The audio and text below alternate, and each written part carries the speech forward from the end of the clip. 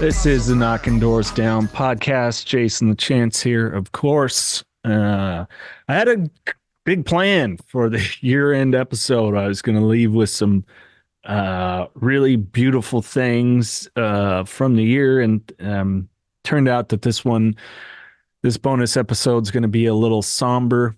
Not throughout. It's really beautiful. I just wanted to honor a friend of mine, one of the best people I've ever met. I was so honored to have him on the podcast, not once, but twice. His name's Ryan Cook. I'm going to share with you commercial-free his episodes. And hopefully, I know there's so much beauty in what Ryan shared on this podcast.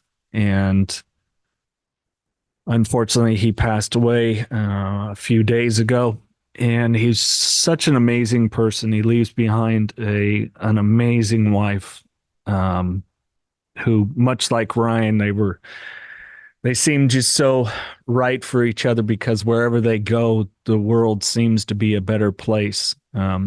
So he sadly leaves behind a wife and a stepson, also amazing young man. And just a lot of beautiful love. And I really wanted to share Ryan's episode because you can hear the power of transformation when I hear things like people don't change, people can't change, people won't change, BS. Ryan is a prime example of how a person can turn their life around from the depths of anything. For him, it was addiction, to building a beautiful life. I have so many wonderful memories of Ryan, of everything from joking around, laughing, bumping into him in church, him taking my kids because he was a fishing guide professionally. Just loved it, loved being out on the water, loved fishing, loved taking families and kids to get their first catch. And, I was grateful to have had that opportunity with my children, and there just wasn't enough of it. So I didn't know how else to honor my friend other than sharing his stories and triumphs here, that hopefully the man that if you never met him, you would have just loved the guy. He had a smile that lit up a room, and these wonderful, kind eyes. And my favorite part, if you're not watching on YouTube, but in this interview, he was out on the water so much that the tan line from his glasses was extremely evident, and it was just the beautiful things about the man. And I didn't want I wanted what I knew that he was a man of service and of faith, that his story, at least here, could maybe help someone right now, this time of year, just before New Year, when we're all trying to potentially make some changes. And hopefully you are. That's what I was going to talk about in the bonus episode, that you can do it. You can make changes. You can have a plan, and you can execute that plan. And if things go a little awry, you can get back on track. And to me, Ryan was an example of that, of hope, of genuine love, of genuine service, and of faith. And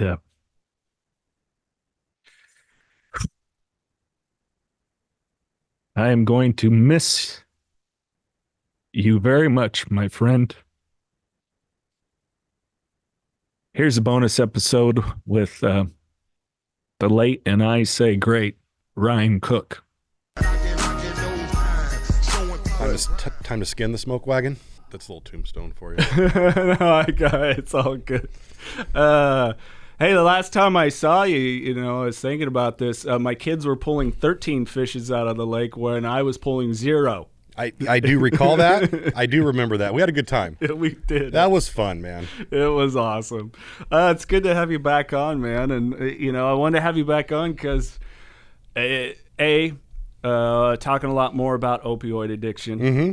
And B, you've been in building an amazing life for yourself. And I think that's one of the important things. But tell me this, with your experience, when you really confronted your opioid addiction, and people, you can go back, Ryan, I think you were like our 5th or 8th episode somewhere. It was early on. Yeah. On the podcast. But I'm finding from people that I talk to, alcoholics, I'm dug into that a lot. Right.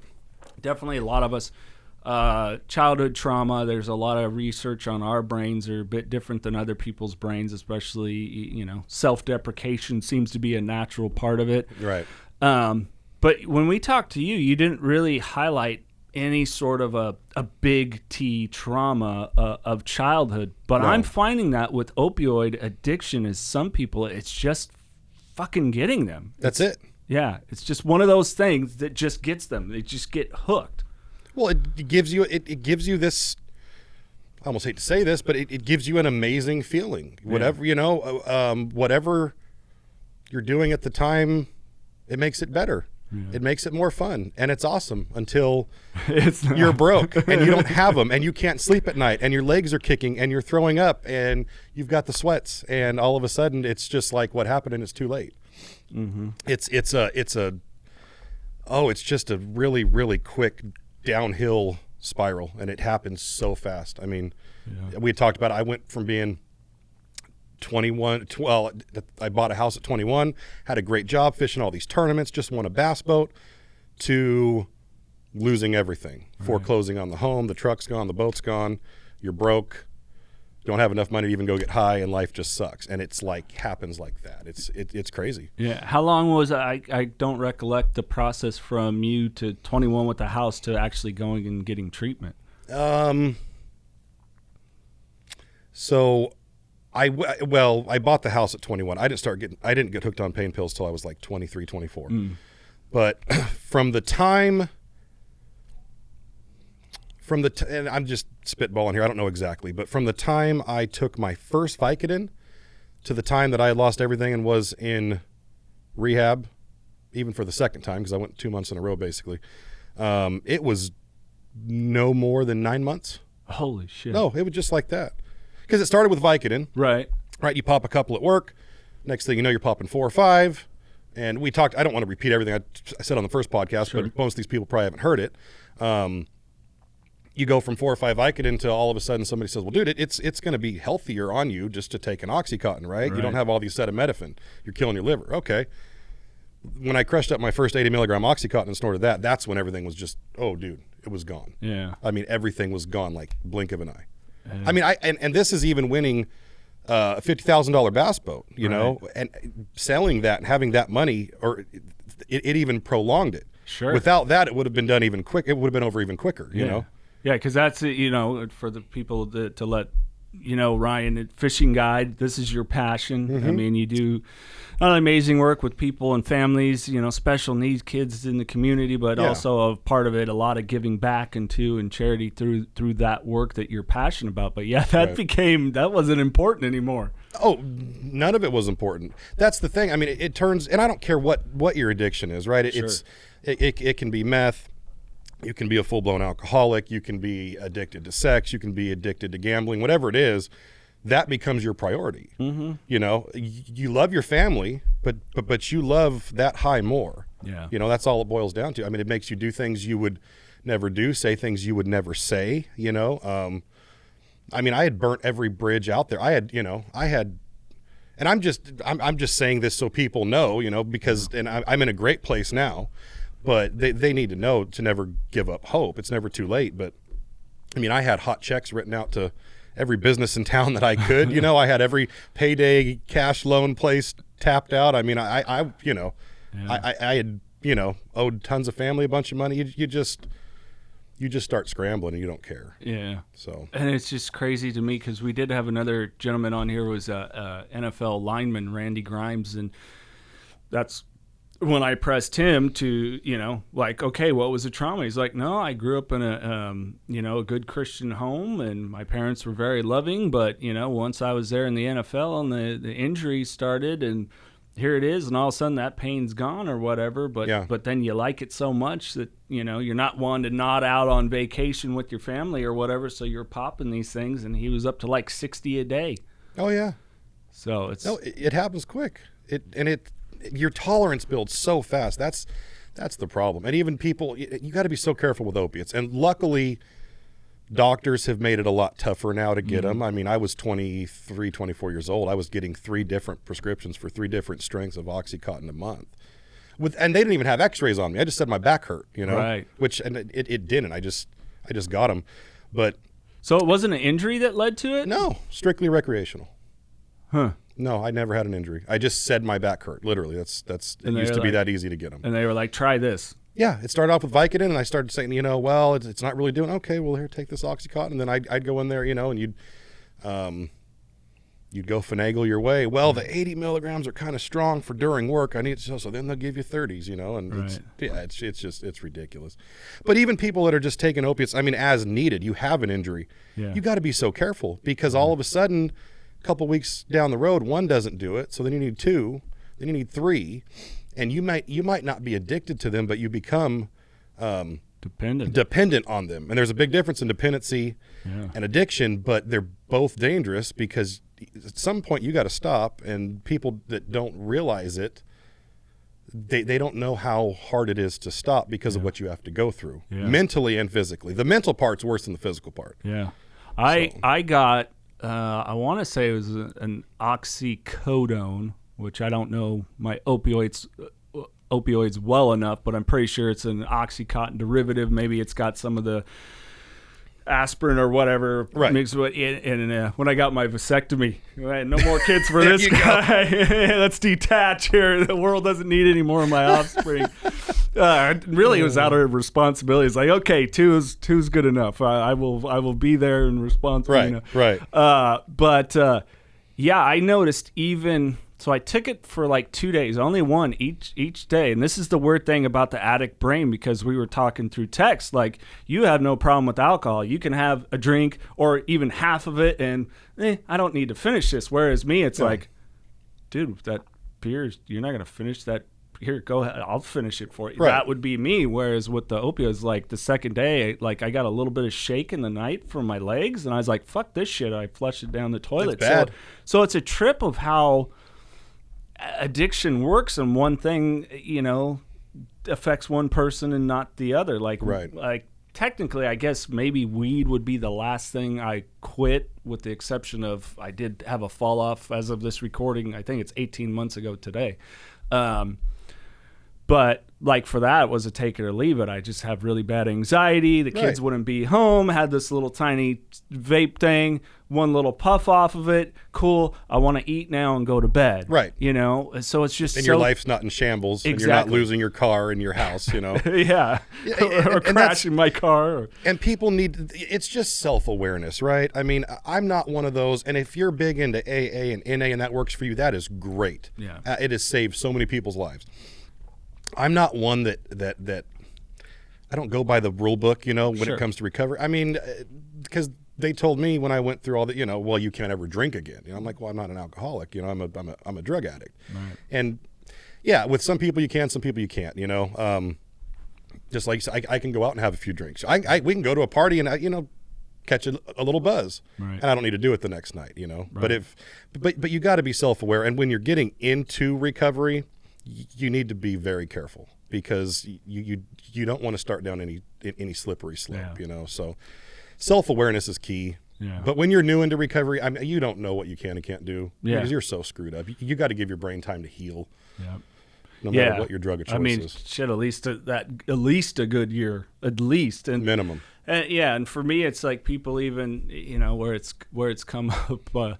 Well, you've really dealt with a lot of the underlying issues and your life is on track. Like, are you sure you can't have one? And it's like, I don't even care. I would rather continue to go through the rest of my life thinking I'm an alcoholic than proving that I am. Exactly. I'm just not going to do it. Right. And, yeah.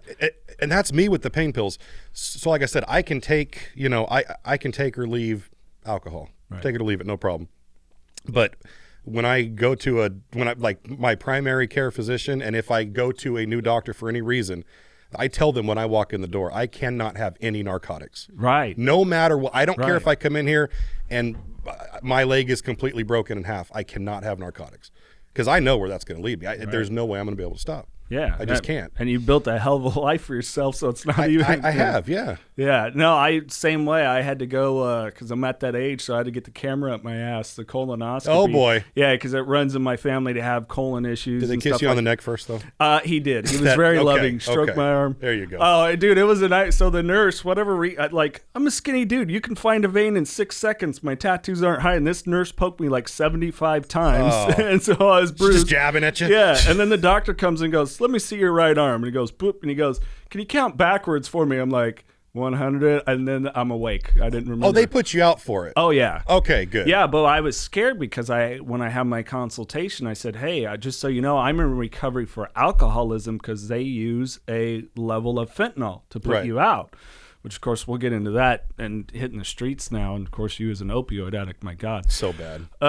But, yeah, it was like I was fucking, next thing I know, waking up, your girlfriend's in the lobby and everything, like, huh? You'll have some bleeding for a while. Oh, boy. That's just part of it. We got to do it as we get older. Well, I'm 37, so I don't know. Yeah. You're a young buck. I'm not looking forward to but I got high mileage, man. High mileage. You know what I mean? Like, yeah, they're not freeway miles either. But no, I'm 37, I feel 56. But no, come on, dude. You're like one of the most sprightliest guys I know. We get up. It's the only time I've seen my kids enthusiastic that early in the morning because we met you at the lake at like 6 o'clock to go fishing or whatever it was. And my daughter like, man, the sun's coming up. I can still see the stars. And this is so awesome. We're going to get out there on the lake. She's a character. She was hilarious. I had so much fun that day. Oh, they're a blast. I love my job. I feed off of energy. I get people out on the boat. We have a blast. I mean, it's so awesome to be able to do this. Yeah, you woke me up that morning. I was like, hey, all right, we got out there on the boat, and you're like, all right, we're going to this cove, and here it is. And I'm like, all right, this is what I'm talking about. This is fucking cool. Yeah. But so you were a doctor shopper, though. You never went to the streets or any illegal methods? No, I 100% went to the streets. Did you? Well, and I don't even know if we got into this last time, but what started off as all opiates, once I quit the opiates, I transitioned into meth for about another year. Oh shit! No, I ended up completely homeless down in Southern California. Oh no, I didn't recollect that. Yeah, no, I was bouncing if I could afford it, hotel to hotel, sometimes on the street. It just I wound up strung out bad on meth, which. That's a whole other animal itself, but that was almost hard. That was almost mentally harder to quit than the opiates because the depression when you stop, the depression and anxiety is overwhelming. Sure, completely overwhelming. And that that's one of those deals. Oh man, that was hard. But the meth will take you. With the opiates, it was always like I lost money, I lost. Relationships, that kind of stuff. But for whatever reason with the meth, like it got me in trouble with the law really quickly. Right. It's a whole nother story, but I used to be, I did little hauling and moving jobs down there, okay. And I just, all of a sudden I'd wake up with cops knocking on my window and I'm like in the Home Depot parking lot. I went to get some tools for something and I just pass out, You're just done for like 2 hours. It just happens randomly. It's crazy, but yeah. Drugs are bad, okay? Drugs are bad. Just go ahead and stay away from them. Yeah, no, I have yet to release it because it's probably going to be the toughest episode for me to put out. I talked with my dad about his addiction, and meth was the primary thing, truck driver and stuff like that. But my dad, he's very prevalent with truck drivers. Yeah, especially in that era, that right. 80s, 90s, and he's a If you go trauma, big T, he's a shit ton of them. It's right. like to be the man he is now today. But yeah, I've just had trouble in releasing that one because afterwards there's so much I learned that I didn't know, and it was like, oh fuck. And you learned it just recording this podcast. Yeah, I knew the addiction, of course, because I grew up around it. I almost think I sort of went that path to kind of understand because my dad and I weren't close until like my early mid-20s. Right. And my parents are still married, so it wasn't like he wasn't around. He was around. He just wasn't around. You know right. what I mean? Very hard work and learned work ethic from him and stuff like that.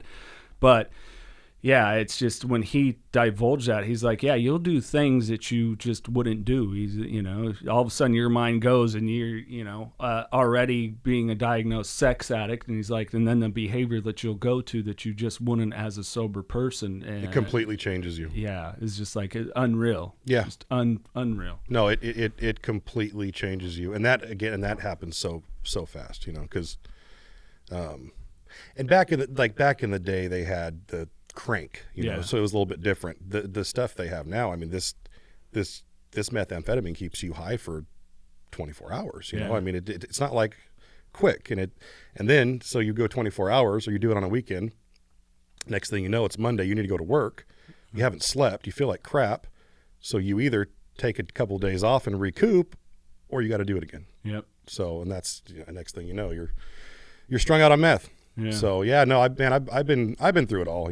I am so grateful that I'm not that person anymore. Right. I love my life. I mean, I get to fish for a living. I get to go take these kids out. I had a 95-year-old World War II vet out this year. No way. Yeah, I had a 4-year-old whose dad called me. He has a bass boat. He bass fishes. He was struggling to get the kid on fish.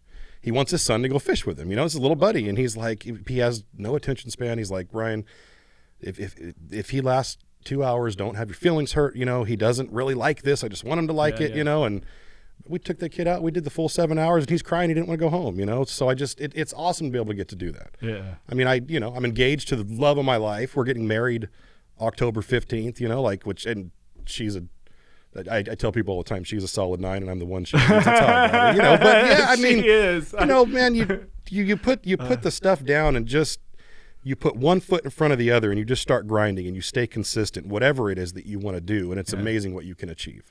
Well, tell me, how long do you think it took you before you really started to get faculties back? Because people, I think, have this misconception.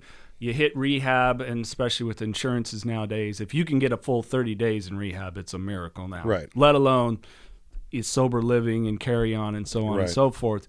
But just because you do that, you're not cured. No. You acknowledge it. I can never 30 days is nothing, by the way. Yeah. I got to let my doctors know. I go into the office, hey, I don't give me any sort of opioid of any kind, no narcotics, because I will be here. You want to know what will happen to me? Here, listen to this.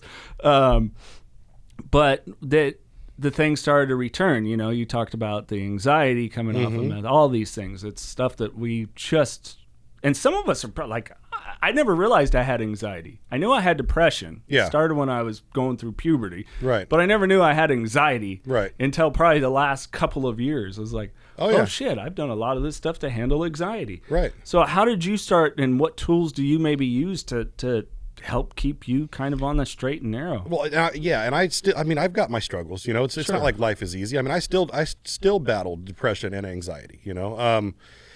First and foremost, one thing I wanted to say is for anybody new in recovery or that's going to be new in recovery, I think one of the biggest mistakes people new in recovery make is they try to reclaim too much too quickly. Mm-hmm. It's a process. It's not all going to come back right away. You need to just grind and just trust the process. For me personally, luckily, I'm very busy. My days on the water are long. Diana can tell you, I'm always tired, which is great for me. Okay. Right. When I have a bunch of free time and I've had a bunch of sleep and I've got a bunch of energy and nowhere to put it, it's not bad. My brain races. It doesn't stop. So I get to focus and harness on the good stuff. Right. I'm up most mornings at 3:30, 4 a.m. I'm not getting home until 4 or 5 a lot of days. So those 12-hour days in the sun, and you think, oh, you go fish, you just hang out. I mean, you've seen me. It's a lot of work. It's mentally, it's exhausting because I put so much pressure on myself to perform, to get my clients on fish, because obviously that's what they're looking for. They don't want to go take a boat ride. Yeah. That helps a lot with my stress and with my anxiety and depression. Me and Diana, we stay busy. I mean, we don't have a weekend where we just lay around the house. We've got, our calendar is jam packed. Like our friends, they always joke. They're like, we're going to have to put it on your calendar 3 months from now to have dinner. I'm like, you might, but we stay busy, you know, and she likes that because that wasn't her past. She wants to do stuff. I want to do stuff. It's good for me. So it works out awesome. I am on a SSRI. Oh, okay. You know, I take, it's called Boost Bar. I take a daily medication for stress and anxiety, and, you know, it for anxiety and depression. I keep saying stress. They go hand in hand, though, right? Yeah, I just started Wellbutrin, which is not an SSRI, but more the dopamine area. My doctor thought because of with the alcoholism and other things I shared, probably, you know, the pornography and the way I was sexually, and, you know, it's like I could, thank goodness for the lady I'm with now that she's been so patient with me, because it's like, oh my gosh, wait, I never realized I had to be intoxicated to some level to share physical intimacy, and usually I wasn't making good decisions anyway. But now that I'm in a place where it's good, it's safe, it's about the love that we share for each other, you know, it's like, oh, it took me some and it's amazing, and you're like, what was I doing all these years? Like you're like, I had it so backwards. Yeah. It's unbelievable. Yeah. And so, no, he started me with the Wellbutrin, because he's like, okay, I don't want, I'm a little more worried about an SSRI for you. And it seems to be working well. My energy's coming up. Still having anxiety, but the depression isn't hitting me as much. And it's that's the thing. I mean, you got two people right here telling you how much it's helped. It has completely changed my life. Sure. I mean, it makes my life so much more manageable. Yeah. And I think it's good that we share that to especially for men, that there's like some stigma that we got to know. Sometimes like the doctor's like, look, we've talked about this is the third time you've come in, told me the same thing. We need to go ahead and let go of our balls. And my doctor's very straight up, let go of our balls in this one, and just realize, hey, and he goes, if it's working, good. Here's the thing with it not being an SSRI, I prescribe this to people that have seasonal depression. Right. So, you know, you can always taper off or something if you want to. And it's not a sign of weakness, right? Yeah. I mean, our brains aren't wired perfectly. You know, if you get if you go get a nasty sinus infection, you go get antibiotics, right? Yeah. Because it's miserable and you can't hardly live without them. Yeah. Well, what's the difference if your brain's not functioning properly? You know, you gotta. There's such a negative stigma. You know, I don't want to go on medication, and I fought it for a while. Sure. This is the worst thing I ever did. I mean, my life's completely changed since then. You know. Yeah. And if you, not to get too far into it, but if you do get on a medication, something like whatever you take, Celexa, Wellbutrin, Boost Bar, they all work differently. You got to give it some time. Yeah. You know, this is not a 2-week process. Like it's a minimum a month before you even start feeling any sort of effects from it. You know, and if you are an addict, it's not addicting. You know, I mean, it's not something you can get high off of. You know, it doesn't work like that. So but just don't be, man. My advice to those people out there, just don't. Mental health needs to be brought up more. It needs to be talked about. You know, it's something that's been just hid behind closed doors. People are ashamed of it, and it ruins your life. You know, I mean, a lot of people end up taking their own life because of it. Yeah, and we saw it so bad. Not only I've known so many people that fell off, me included, during the lockdown. That shit don't work for me. No, and we're not going to even get into the fuckery of how stupid it was. But I feel for like kids that are now being faced with it, and depression's hitting more. So I'm glad. I hope that it seems, and maybe it's just the stuff that I follow, because I only view content that I want to view. I don't. Right. I'm the same way. I don't hardly watch the news. No. I don't. Doesn't get my time. CNN, Fox, I don't care who you are. You don't get my time. You have an agenda. I know you do, because I worked in media and I know how it works. Okay. Yeah. And most of it's not news. It's commentary. Right. So I 100% agree with you. But we've got. We do have a real problem with a lot of the stuff that is just going on in the world. And I counted, I was talking the other day, somebody asked me at the nonprofit I work at, Parents in Acts of Need, like, do you know anybody that's passed away from addiction? I said, oh, yeah, I know many of them, and 5 in the last year and a half alone, because it was the unwillingness to say, I need help, and take that help accordingly. Like, if I called you, man, Ryan, I'm a little worried, brother. Doctor said I got a heart condition, wants to put me on medication. It wouldn't be like, oh, what's wrong with you? Medication. You'd be like, Motherfucker, get on that medication. We got a lot more fishing to do. Come on, pussy, suck it up. Walk it off. You'll be fine. Walk it off. Yeah, it's not one of those things. No, exactly. And that's, man, that is the strongest man or woman, whatever. I mean, when you are in a position that you need help, that is the strongest thing you can do is say, I need help, whatever the case may be. Yeah. You know, you people are scared to ask for help. You know, it's a pride thing. Sure. I mean, you know, I could go on and on. So when you finally you went to treatment 2 times? Oh, I've been to, I don't even know, 4 or 5 rehabs and several sober living homes. Okay. Yeah. So what was then the final process that really stuck? Was it treatment to sober living and? No, none of that worked. Really? Now, I'm not saying don't go try it because it can be very helpful. I wasn't ready. Yeah. I wasn't ready. I think that's the key thing. You weren't ready. It doesn't matter. Right. And most people don't know this. I'm here to share my story. I hope it helps and reaches somebody. I'm not proud of this. Very few people know this. I have not talked about this publicly. I was down in Orange County. I was on a 2 or 3 day meth binge. Well, up for 2 or 3 days. Probably 2 full days. You can't hardly go 3. Anyway. I was driving. I have no recollection of where I was going, why I was going there. I was probably going to buy drugs, I would imagine, but I don't remember. I passed out behind the wheel on Highway 1 right in Irvine, and I hit a lady and her husband head on doing about 75, 80, they said. And if you saw my truck, I mean, I should not have survived it. They were okay. They did have, she ended up having to go to a chiropractor for a couple months. Her back was not, it wasn't like surgery, but she definitely had some issues from that, some problems from it. And I don't know. I should not have walked away from that. I should not be here. If you saw my little, I had a Ford Ranger. Okay. A little single cab Ford Ranger, and this was an Expedition I hit head on.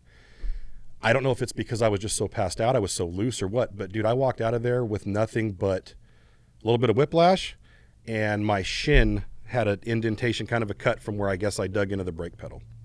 That was it. And you think that would be my rock bottom, right? Sure. I still did about another month after that. Finally called my dad one day. I said, I need you to come pick me up. I'm done with this. I said, I need help. I said, I need help, right? My dad was there 6 hours later. Let's go. I had, at that time, I packed everything I owned in like 2 suitcases. That's what I owned, and came home. And I went back to Fresno. Good buddy of mine, Paul Gilman. He's just, I can't even say enough about him. He's the guy that's always been there, to get me clean. Always want to help. And he got me into, let's see, how did that go? He found a house or a room for me to rent. I was back in Fresno for about 3 days, and then I went and got meth. And I went on about another 2-week bender, give or take. And I remember him showing up. In the morning, I was in bed, finally fell asleep in my underwear on my bed, and he comes in. I'm like, I'm not dressed. He's like, I don't care. And he comes in, and and I'm telling him, leave me alone. I'm gonna kick your ass. I'm gonna kick your ass. He's like, I don't care. Then we're gonna fight. And he said, Bud, he said, you're at a point. He said, you've lost everybody. He said, there's nobody else besides me willing to help you. Yeah. And he said, let's get you some help. And I went into a sober living home, and I've been clean ever since. So that, it took a lot. Yeah. I wish it didn't, and I still to this day, I feel so bad for, what that lady had to go through. Just, she probably has nightmares about it. And I mean, that's something you got to live with. And it's rough. It's hard to talk about it. Yeah. No. But it's important to know that even through all that, I am where I am today. Yeah. And I want to give people that hope. Yeah. And they have to accept the process too. So we say rebuild, but it's really build a life, and it's not just recovery, but a process of discovery and who you are, and really taking a look. And it's tough. Life is tough. I forget what the self-help book was. It's getting tougher every day too. Yeah. In the 70s, it was the number one selling self-help book. And then the first sentence was, life is tough. And it is. It's tough. We have these challenges, but we also don't get the beautiful gifts without that. We kind of need the yin and the yang of life, you know. Absolutely. There's no Luke Skywalker without Darth Vader. It just has to happen Absolutely. that way.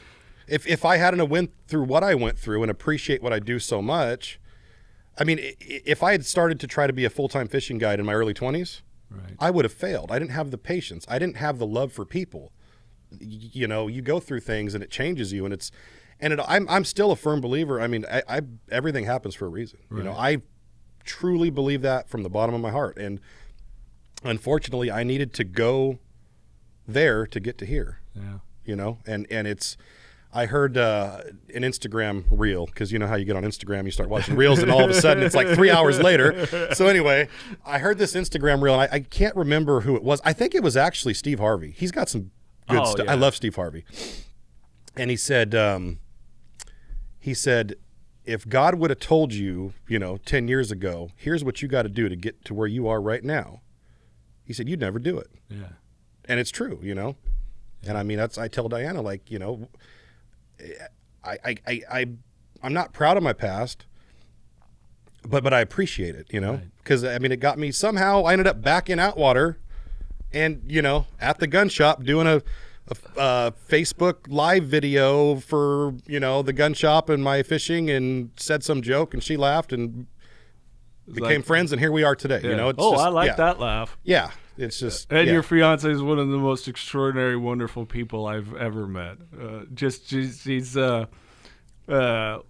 perfect for you, in that I bumped into her at the bank or something. She's doing a deposit for Stage Stop, and oh my God, and it just it makes you just feel like. And she gives you a hug, and it's a genuine hug. It's not like a little sidearm hug. She's like, "Get in here, I love you." Yep. She's amazing, man. I can't say enough about her. That woman is she's probably saved my life. She doesn't even realize it. Yeah. She really has. When we first met, I was going through a lot of stuff, and it was I didn't have a relapse or anything, but it was, I'll tell you what, I could have seen myself going down that hole. Sure. Because I just you get in your head, you get depressed, and it's so hard to pull yourself out of that, And if she hadn't been there, I don't think I could have went through what I gone through what I went through, Yeah. So. Well, and I think that's the magical thing about a solid, good relationship, is you're not looking at the other person to fulfill you, because that's unrealistic. No. That's so, like, with people, the term, well, I'm looking for a soulmate. I say, what a shitty thing to put on another human being when you can't even fulfill and make yourself happy. But there is something about when you can couple with someone that it's like, wow, my world is really good. I got something to lean on, something, Well, they don't make you a better person. You do that yourself, but they give you the motivation to do it, right? They make you want to be better. Yeah. And that's a special, I think a lot of people don't ever find that. Yeah. I pray for everybody out there that they do, but it's a pretty awesome thing. Well, and I think that's one of the powers of, recovery is, I like the 12 steps. Right. For me, it's worked. And I think it should almost be taught in school, because I think it's just how you should live your life. Yeah, I think it would make everybody a better person if you really did, because it made me start to own my shit, and in doing so, cleared up a lot of my. I always thought of myself not a very judgmental person. It's like, oh fuck, especially in my early 20s, I was kind of a judgmental prick, Yeah, well, we probably still all struggle with that, right? Sure. That's human nature. I mean, no, if anybody's out there struggling with just life in general, what you just said, I can't agree more. Whether you're a church person or not, go find like a local Celebrate Recovery and just give it a shot. Yeah. Even if you don't buy the God part of it, and I respect the heck out of that. Just do the rest, do the work, go give it a shot. Just the 12 steps it's life changing. And it's something everybody, just like, I'm just repeating what you said. I'm sorry, but you're good. No, I couldn't agree more. Yeah, because everybody's got those. I hate to quote recovery, but those hurts, habits, and hangups, right? Yeah. Whether it be from some sort of addiction or not. Everybody's got Sure. a ton of baggage. Sure, in vices or whatever the hell it is, and sometimes it's taking a look at that and from an outside perspective and getting someone that you can trust and be vulnerable to that's been there. Absolutely. I mean, I refer people not just to AA groups, NA groups, but sex and love addiction, Gamblers Anonymous now. Like, hey, I heard you on this podcast. Can you connect me with somebody? I have a gambling problem. I have an overspending problem. I have an eating, whatever. Getting that help and being around people that care and understand, it changes a lot. Absolutely. But you bring up another one of those very tough things. It was a little tough for me, but the God aspect. Right. And I think a lot of people get hung up that what I loved about it too, and my sponsor was great, is like, his saying was, it's God you do business with. And now I say the God I do business for. And for me, it was just accepting that there was something greater than me that actually loves me. And I went, oh, fuck. I have so much trouble accepting love. Well, yeah. And once I got that, it improved not only my relationship with my partner, but my kids and everybody else. Like, I am worthy of love. I am worthy of my boundaries too. Right. Like, oh, don't go there. So it's very empowering, I think, when you find what that higher power is. We had a buddy, Sonny Mayo, guitar player in a lot of different rock bands. Snot had PE. Seven Dust was on the podcast, and for him, it was when his dog was sick, and he's like, oh, so he spells God GOD, right? Because he found that love right. in his dogs, and that's just who and what he is. And for you, did you grow up kind of in a household that was spiritual or religious, or was it something you kind of came to terms with in your own? Our family wasn't we weren't real religious. I was taught to say the nighttime prayer, now I lay me down to sleep, pray the Lord my soul, just, I didn't know what it meant. It was just something you said, it was like singing the happy birthday song. You just memorized it. But when I was probably 12, 13, I started going to church youth group with my grandma. Atwater Baptist Church. It was a bunch of 80-year-olds, and there was like 4 kids. And I loved it. I did the church youth group stuff. We went up, we did the I can't even think of what it's called, the weekend getaway. Sure, the retreats. The retreat up in Old Sac, big, real emotional weekend. They got all the songs playing, the preacher's preaching. It's awesome.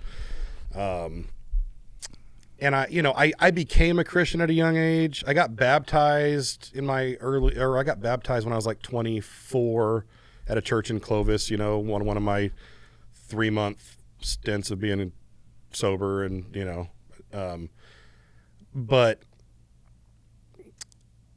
so I grew up with it somewhat, but I never got it. I didn't get it until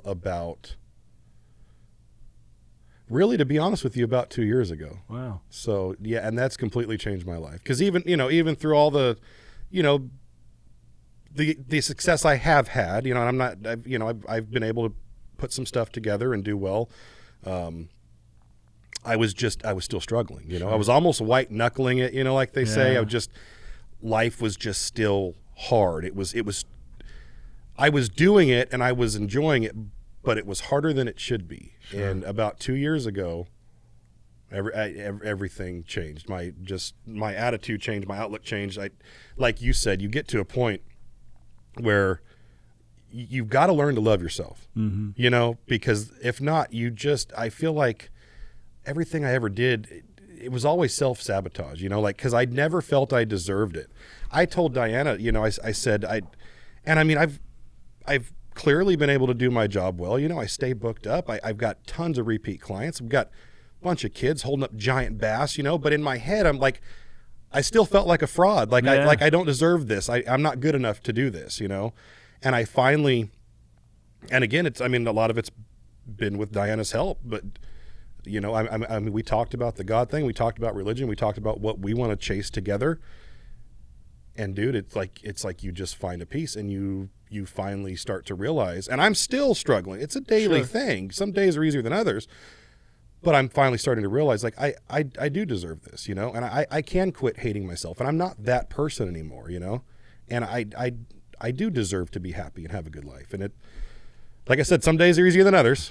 But until you get to that point, I mean, you're never going to, I don't care what you have. I don't care how much money you have, who you have in your life, whatever. I don't care if you have enough money to do opiates forever, you're never going to be satisfied. Yeah. You've got to find that inner peace somehow, however you get there. Everybody's got a different way of getting there. Yeah. You know, I'm a Christian. You know, I pray and I daily, and it helps me, and I believe in it. You know, if you don't, you got to find something. Thanks for sharing that, because that's one of the things, and I've talked to a couple people recently about it. This guy Mike Diamond, amazing. Adam Jablin, another amazing guy. But I've struggled with that imposter syndrome too, especially because I had that fall off. You know, it was 18 months ago now. Right. You know, it's like, here I am. I'm this guy talking about mental health and recovery, and what was I not doing? I wasn't protecting my sobriety and my mental health. Right. And it was kind of the thing of, oh, I still have boundary issues. Right. I'm still a people pleaser. I still have that defect. This is part of the process of, I've got to work on this thing. Because, Absolutely. you know, the striving is always to be our most genuine, authentic self, you know, rigorous honesty in there. And it's like, no, I wasn't doing that. No, absolutely. And for me, the more I do that, and like you said with Diana, and I'm so thankful with Cassandra to be able to be that honest, real, vulnerable person. I don't have to play a role. She doesn't want me to play a role. If I have a bad day, it's okay to say I have a bad day. Yeah. I don't take it out on her. Right. But it's unconditional. Or anyone. But it's exactly. It's kind of that irony where people say unconditional love. Well, love by definition is unconditional. Right. Otherwise, it's not love. Right. And love is not it's a choice. It's a decision. Yep. You know, I don't think it's a feeling. Yeah. You know, if that makes sense. I agree. I don't believe it's a feeling. It's an action. It's an action. Absolutely. Yeah. And I think that's where people a lot of times, and I know for me, kind of digging more into the sex and love addiction, when I've talked to people about it, I'm like, yeah, sure, yes, the sex was into it, but I don't think I was addicted to that as much as validation. I was addicted to the validation from someone else. 100%. And like, okay, I'm getting the validation. Well, then I'm fulfilled. Then then life is good. And it just doesn't work that way. Plus, if you give someone else that arrogantly, that thing, it can be taken just like that from you. So why would you want to do that?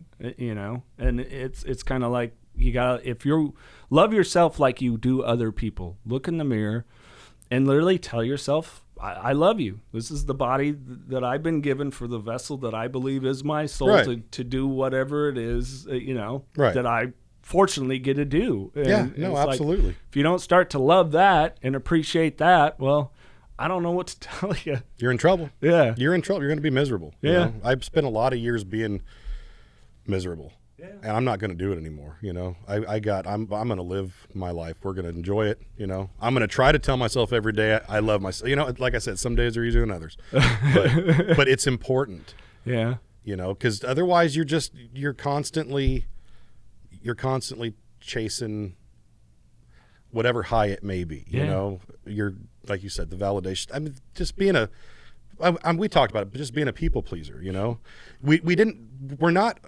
over people. We're not, I can't find the verbiage here. There's a difference between being a people person and a people pleaser. Right. But when you're a people pleaser, you think you're doing it for everybody else, but you're not. You're doing it for you. Oh, yeah. You know? It's manipulation. Oh, absolutely. 100%. Yeah. It's not for them. It's for you. Yeah. Not that you don't like them, but yeah, you're doing it for you. You know, you're doing it for your own ego. You're doing it for your own, I'm having trouble finding the words here. Bullshit, whatever. Yeah, whatever. Your own bullshit. Yeah. Yeah. Let's leave it at But that. it's no different, I think, than when you continue that kind of behavior. It's no different than the ramp up of drugs, alcohol, whatever it is, or gambling. I don't care what it is to get that high, you have to keep going more and more and more and deeper. And, you know, with the people pleasing, you've created a complete false connection with someone that it's going to eventually come out. Just like it will with a drinking problem, a gambling problem, a sex problem, a drug problem, an eating problem, whatever it is. Eventually, this shit all comes out in the wash. Yep. And there's the reality that you're faced with. Yeah. So you might as well work on loving yourself to be authentic and come to people genuine. You're doing yourself and everybody else a favor, you know, that you are in contact with. And one thing to touch on, and you said it, you were so focused on everybody else and doing all this stuff, Sure. you know, that you weren't taking care of yourself, and you had what you call a slip. You hit a vape pen one time. No, this was an alcohol one. Oh, okay. Yeah.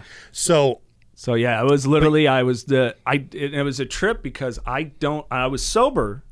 I don't remember driving to the convenience store sober, buying the beer.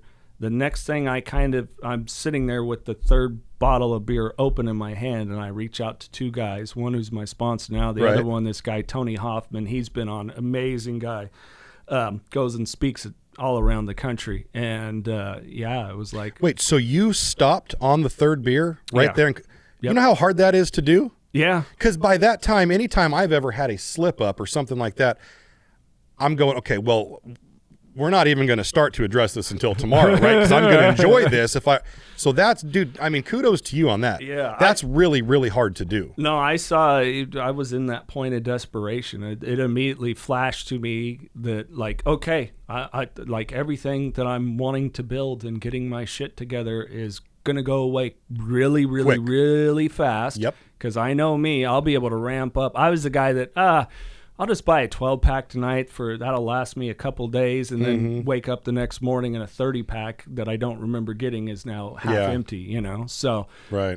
That's for the people to say, are you sure you can't just have one? Yeah. No. The answer fucking no. But one is, what is it? One is too many and 1,000's never enough, right? Exactly. That's the cliche, but it's true. Yeah. And how much more drunk can I get? What? To death, literally. That's it. There's no more drunk I could get. Right. There's no more, with the sex and love. There's no more false love that I could get from another person or multiple. And when you're a hardcore alcoholic, the only time it's really enjoyable is about the first 15 minutes of that buzz creeping in. Yep. After that, like, I mean, when have you ever been hammered drunk going, I'm having a great time right now. This is amazing. This feels like the room is spinning. I love it. Oh, those stupid things that I do happen to remember saying that I wouldn't have said otherwise. How many apologies you give the next morning for how many, I mean, don't do it.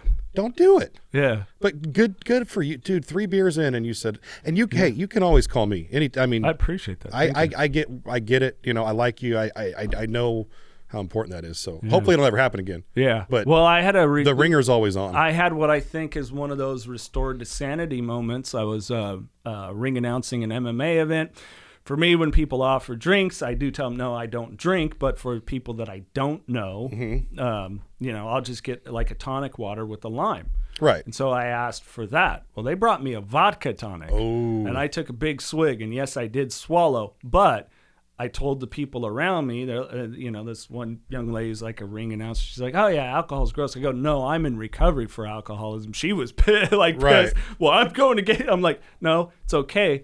But that thing ended up right in the trash right away. And I think that's that restored to sanity moment that gets talked about, where it's like, I played it out real quick. Because I was like, my mind immediately went, well, I could probably have this.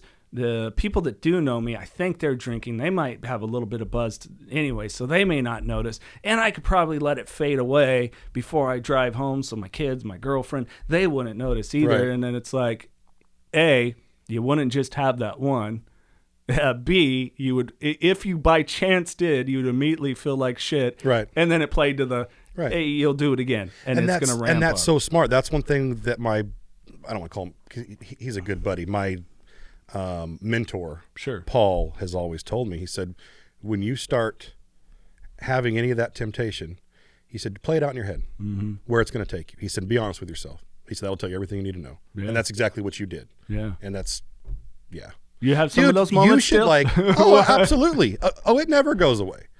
Oh, it never goes away. If I go, to this day, if I go into somebody's house, for one, if I see a movie, and it's not like I want to go do it, but if I see a movie and somebody's like smoking meth on the movie, I'll turn my head, or it's a weird feeling. I can't explain it. It doesn't make me want to go down on the street and go buy it. But it's a feeling I don't like. It's very uncomfortable. Yeah. To this day, if I know this sounds weird, but I'm just being honest here. But if I go into somebody's house and there's a prescription pill bottle sitting on the counter, or I won't even look at it. Sure. Because, I've spent, years back in the day, you go into somebody's, I've opened medicine cabinets, I was a complete piece of trash, and just, I can't say I've had any moments where like I've been really tempted to go use, but I'm very, very careful about knowing what my triggers are and being aware of them and not even letting that creep in. Yeah. Same thing with going to the doctor. I mean, this has been it's probably been 4 or 5 years ago, but me and my cousin we went riding quads up in the mountains in the snow, had a blast, right? And I'm not good at it. So I took a big tumble, thought I broke my wrist. It was all swollen. I mean, I figured for sure it was broken. This thing was like this. It wasn't somehow. But anyway, we get in there. First thing I'm like, no narcotics, no matter what, because you have to set up those boundaries, Luckily, I haven't been in a position where I was at an MMA fight and somebody was like, here's an Oxycontin, like, here's an Oxycontin. I asked for a breath mint and they give me an Oxycontin. Like, right. I haven't been in that position, but you just, man, you got to be so self-aware. You got to know what's going to make you tick and what's going to, make you take that first step, and you've got to completely turn the opposite direction. Yeah. I think that's part of the mastery of self. And at the end of the day, that's the most life important. In general. Yeah. Life in general, man. You're going to say I should, and I cut you off. Oh, I'm already 4 different thoughts in my brain now. No, you should. So, I mean, like, you're good at, like, you should almost become some sort of counselor or something. Like, you're good at this. Oh, thank you. I've thought about it. I've had a lot more people reaching out. I think I actually have my first sponsee and kind of working with him remotely. Nice. And, as simple as this morning is like, okay, accountability thing. Right. Sent me a message with his bed made. There you go. All right. That's where we're starting. It's like making my bed. I'm like, yeah. And then I want you brushing your teeth, and you're going to text me at what time you brush your teeth in the morning, at night. Right. And then if you're in a place where you're at work, then you're going to brush them 3 times a day. He's like, why? I'm like, because we're going to master taking care of ourselves. Dude, it's the little things. It's the little steps. Yeah. You just said it. You get up in the morning, you make your bed. It's the things you don't want to do that you need to do. Those are so important. I mean, you've heard the speech. You see the video on it floats around Instagram and Facebook, but it's like a naval academy captain giving a speech, and he said, if you want to change the world, he said, get up in the morning and make your bed every day. First thing you do. Just like anything you want to do, recovery life-wise, it's consistency. It's what about Bob, baby steps, right? I know you know what I'm talking. Yeah, baby step into the elevator. You baby step. If you can't, man, when you're new in recovery, sometimes you cannot even. You can't imagine how you're going to get through till tomorrow, right? They say one day at a time. Sometimes one day at a time is overwhelming. Mm-hmm. Even for me now, sometimes one day at a time is overwhelming with just life in general. Can you see your next 10 minutes? Get through the next 10 minutes. Get through the next 10 minutes. Get through the next hour. Get through the next hour. Get through the next hour. Whatever it may be, man, especially early in recovery, everything's overwhelming. Yeah. Everything's overwhelming. Your brain's screwed up. You're not thinking right. You're trying to figure out how I'm going to get this back. How am I going to get this back? How am I going to fix my credit? How am I going to get a job?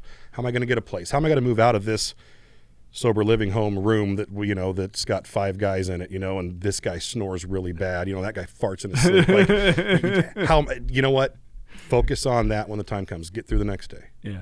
And just don't be scared to ask for help, man. Yeah. Well, and I think that's the important thing with our emotions is that our emotions are not reality. They are fleeting. And it's important that we don't make our emotions our reality. Right. Because it's a processing issue. It's the way that we start interpreting reality, processing reality, thus reacting to it. And we have to. And yeah, I agree with you. It's why we do. Some people, it's 1 minute, 1 second, whatever it is, breathe through it, play it out. There's, that's why we have a lot of these sayings and stuff like that, it works. It's tried, true, and proven. Yeah. They might be silly or sound silly at first, but they work. There's a reason. And most of the time, if you got somebody you trust, you can talk to, and luckily, I mean, I have that with Diana now. Yeah. But if you don't have a significant other, you need that sponsor. You need that accountability partner. You need somebody that's not going to judge you, that you can talk about things with, because most of the time when you actually just play it out and talk it out with them, it becomes not as overwhelming. Yeah. It's your own brain just on overdrive. You know, wheels are spinning. Once you put it out, even write it out on paper, whatever it may be, it's amazing. It's so much easier to process, I feel like. Or at least that's the way my brain works. Well, and I have to do that, like, for instance, okay, I got to file some documents. Well, I got to collect all these things, collect all this, and I'm talking to my brother, and he's like, no, you don't have to do any of that. He goes, you need to do that. Right. But take a look at it, too, is you just simply need to have that done. Right. It's just the goal. Get it done. Don't worry about all the steps that it takes. You'll overwhelm yourself with the steps. You're going to do the steps because you've simply written down, I have to do this. I like that. There you go. Just go towards that. That's money right there. Well, hey, random questions. I don't think we were doing them last time. I love random questions. All right. I'm usually the one asking them. Pet peeves. What irks the shit out of Ryan? People chewing with their mouth open. Oh, okay. I can't stand open mouth chewers. If you are one, we still love you. But yeah, that's one of them. Bass not biting. I don't like bass that don't bite. Makes for a long day on the water. I don't like the powers above pulling water out of the lakes quicker than they need to. I'm not happy with that one. I could go on all day. Let's see what else do I like. We could do a whole episode on that. I don't like people that let their dogs bark in the backyard obnoxiously and don't correct them or take them inside. I'm just thinking here. I don't like traffic. I don't like traffic. Luckily, my commute, and I drive a lot. I mean, I've been averaging 3 hours commute time a day, on top of the 7 on the water. And it's a long day. But luckily, my drives are in the country, right? Yeah. I mean, I got a lot of potholes to deal with, but I don't have assholes to deal with, which is nice. Yeah, and let's see, what else? Let me think of one more pet peeve. I don't like cold fronts. I don't like when it's warm one day and cold the next, because it makes fishing tough. Really? What do they tend to stay more at the bottom then? They just don't get real active.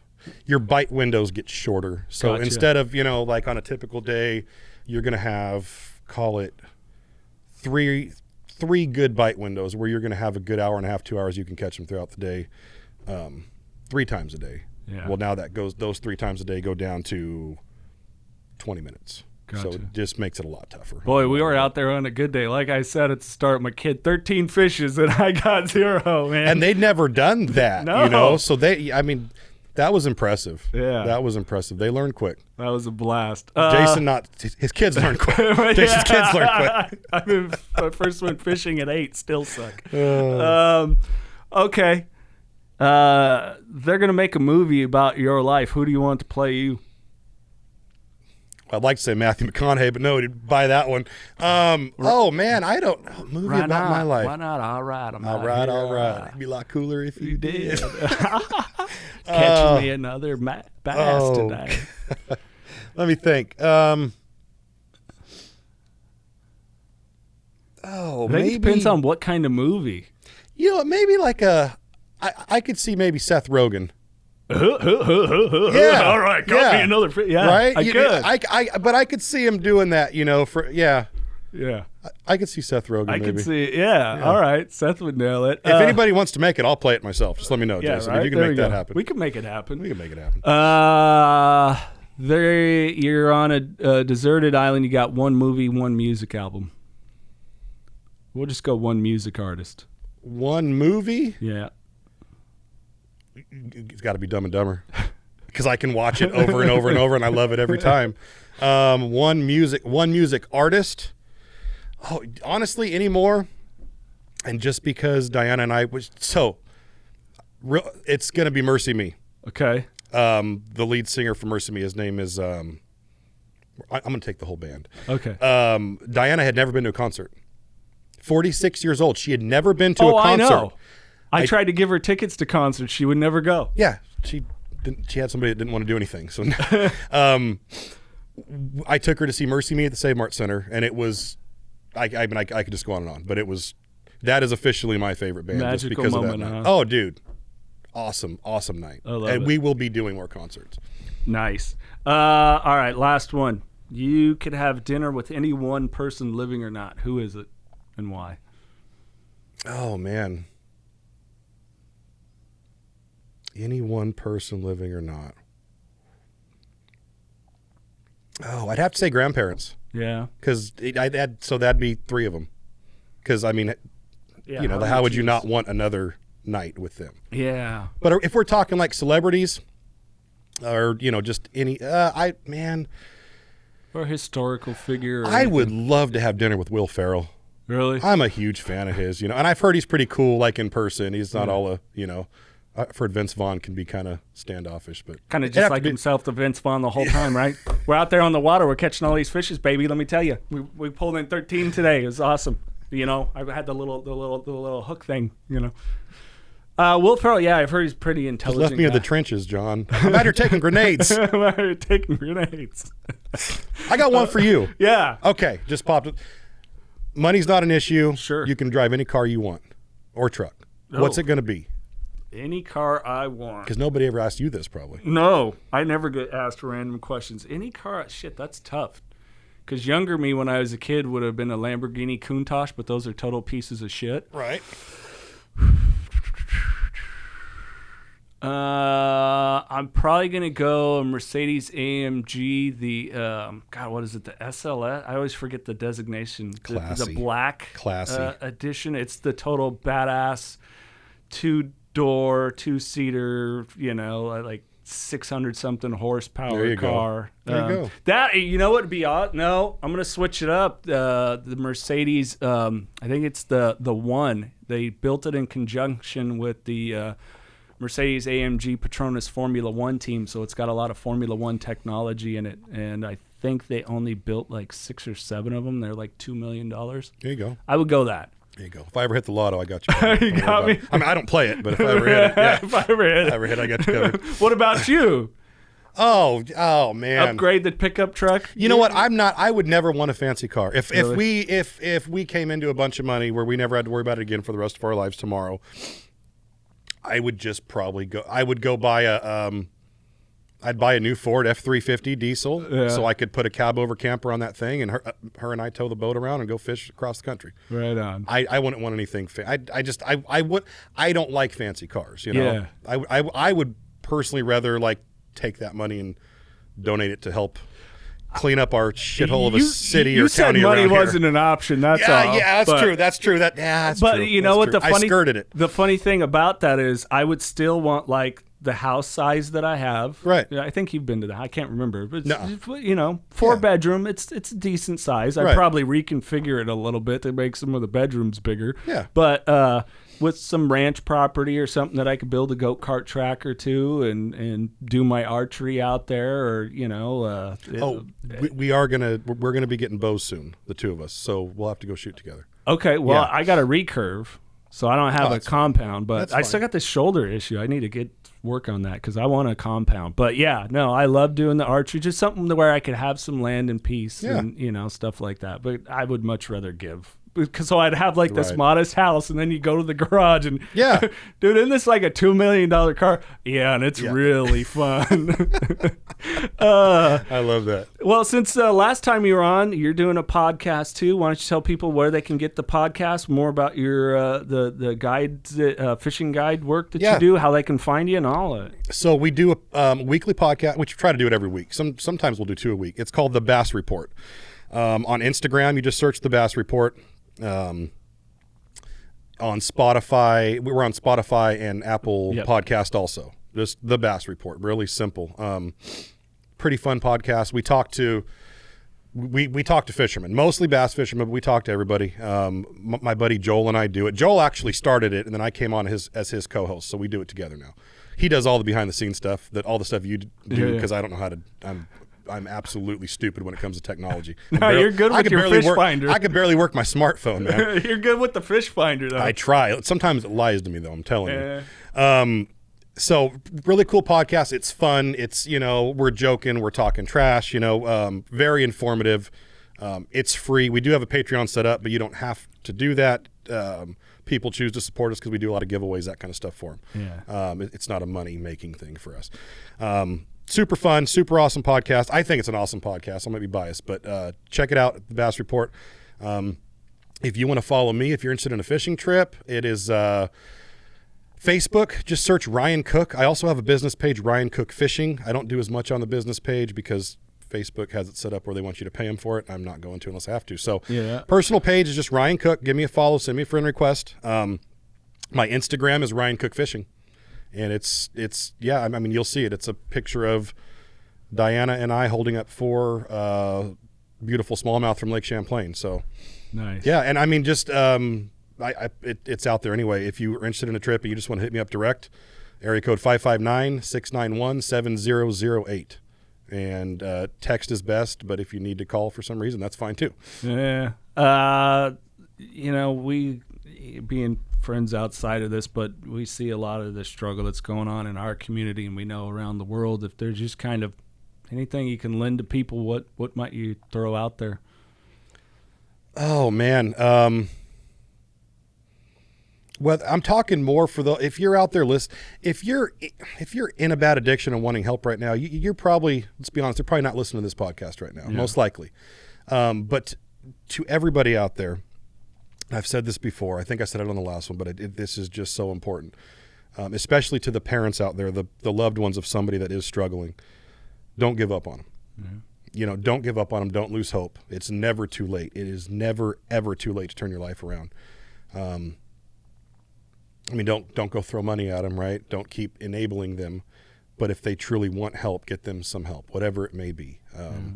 Set your boundaries. Be careful, but don't give up on them. I've got a friend who her sister has been. They don't even know where she's at. They're assuming she's alive, but she's been out there for probably 15 years now. I mean, locally. Yeah. And, and I'll talk to her once in a while, and she, they still haven't given up hope, Yeah. They're raising her daughter, and they have no idea where she's at, but it's, but it could happen. You just can't give up hope. So that's number one. Number two, and I've kind of touched on it, but it's just so important. But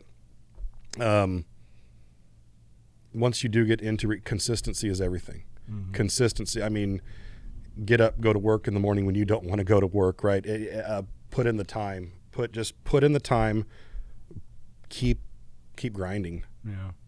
I can't stress, because you're never going to get to where you want to be when you're doing this. You just got to keep climbing. You have a bad day, you have a bad day. Yeah. Don't dwell on that. Yeah. Let the external factors maybe pull you down a little bit, not yourself. And the other thing is, if you are in recovery and you get 6 months clean, a year clean, and you have a little slip up, don't let that ruin it, right? I mean, you've seen it. Mm-hmm. Yeah, it gets in your head, but you can't let that ruin it. Everybody gets hung up on going to these meetings, and even at your Celebrate Recoveries, that kind of stuff, and they're getting their chips, right? My 1 year, my 2 year. I got 7 years clean, and you have a slip up, and now you're back to 1 day, and they're like, that's in their head for whatever reason. That's like, it's a huge problem to have. You know what? Maybe that's just a reminder that you need to try a little bit harder, that it's just your higher power, whoever that may be, kind of tapped you on the shoulder going, hey, let's refocus, let's readjust here. But the main thing is, and I had an old timer tell me this sitting at an AA meeting in Atwater one night when I used to go to him. He said, I'll tell you who's got the most clean time at this table. He said, whoever woke up first this morning. Mm-hmm. And that stuck with me all these years, Yeah. So, what time did you wake up? This morning? Yeah. Well, I had the day off. Well, I've got a day off. I blocked off a day for this, which has actually worked out fine because it's hot this week and I've been working too much. I got up about 8. Oh. I used to not be able to sleep in, but once I started fishing full time, I get a day off. Jace, I can sleep till like 11. It's ridiculous. No, I can't. That's okay. We both have about the same amount of time then. Yeah. Well, there you go. See? Thank you, my brother. Thank you, man. I enjoyed the heck out of it.